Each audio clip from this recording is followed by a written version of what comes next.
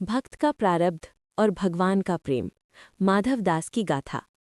ब्रह्मांड का स्वामी, जिसकी एक भ्रिकुटी टेढ़ी होने से प्रलय आ जाए, क्या वो किसी के मैले वस्त्र धो सकता है?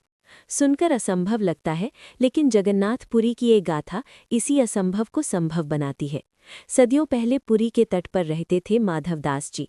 सांसारिक रिश्तों से विरक्त, बस एक ही धुन, जगन्नाथ जगन्नाथ। सिंह द्वार पर खड़े होकर अपनी पथराई आंखों से महाप्रभु को ऐसे निहारते मानो कह रहे हो, प्रभु अब जो हो आप ही हो। लेकिन हमारे ठाकुर जी को अपने भक्तों को थोड़ा सताने और फिर दुलारने में बड़ा आनंद आता है। उन्होंने सोचा, माधव का प्रेम तो पक्का है, चलो इसे थोड़ा और तपाते हैं। और देखते ही देखते माधवदास जी को भीषण अतिसार यानी डायरिया ने घेर लिया। हालत ये कि शरीर साथ छोड़ गया, जहां लेटे थे वहीं वस्त्र गंदे होने लगे।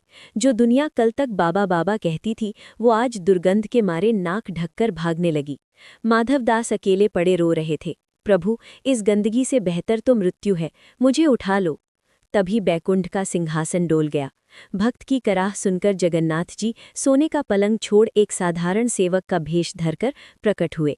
कमर पे गमछा कसा और पहुंच गए उस बदबूदार कुटिया में। जिस हाथों से सृष्टि का चक्र चलता है, उन हाथों से प्रभु ने माधव के गंदे कपड़े धोए, उन्हें नहलाया और पूरी झोंपड़ी को चमका दिया। जब माधव को होश आया तो पूछा, भाई तुम कौन हो, इस नरक में मेरी सेवा क्यों कर रहे हो?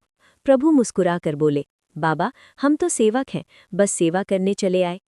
एक दिन जब वो सेवक माधव के पैर दबा रहा था तो कुटिया में तुलसी और दिव्य चंदन की महक तैरने लगी। माधवदास का माथा ठनका, ये सुगंध तो मेरे मंदिर वाले की है। ध्यान से देखा तो वही विशाल आंखें और वही चिर परिचित मुस्कान। माधव ने झट से हाथ पकड़ लिया।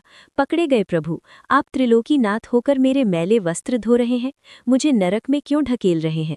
जगन्नाथ जी हंसे और बोले, माधव भक्त और भगवान में कैसा ऊंच नीच, जहां मेरा भक्त वहां मैं। माधव ने रोते हुए पूछा, पर प्रभु आप तो सर्वशक्तिमान हैं, एक चुटकी में बीमारी हर लेते, खुद गंदे कपड़े धोने की क्या जरूरत थी? तब प्रभु ने गूढ़ बात कही, माधव ये कर्म का विधान है, मैंने सृष्टि बनाई है तो नियम मुझे भी मानना होगा। तुम्हारे पिछले जन्मों का पाप इस रोग से कट रहा था, यदि मैं इसे अभी मिटा देता तो तुम्हें फिर से जन्म लेना पड़ता। मैं नहीं चाहता कि मेरा अनन्य भक्त एक छोटी सी बीमारी भोगने के लिए दोबारा इस मृत्युलोक में आए, इसलिए हिसाब यही बराबर कर दिया। जब माधव ने और सेवा लेने से इनकार कर दिया तो प्रभु ने उनके शेष 15 दिन की बीमारी खुद पर ले ली। पलक झपकते ही माधव चंगे हो गए और प्रभु अदृश्य। माधव दौड़कर मंदिर पहुंचे तो देखा सन्नाटा पसरा है। पुजारियों ने होते हुए कहा, माधव राजा को स्वप्न आया है कि प्रभु को 104 डिग्री का ज्वर है, अब 15 दिन पट बंद रहेंगे। माधव वहीं गिर पड़े, हाय राम मेरी बला अपने सिर ले ली।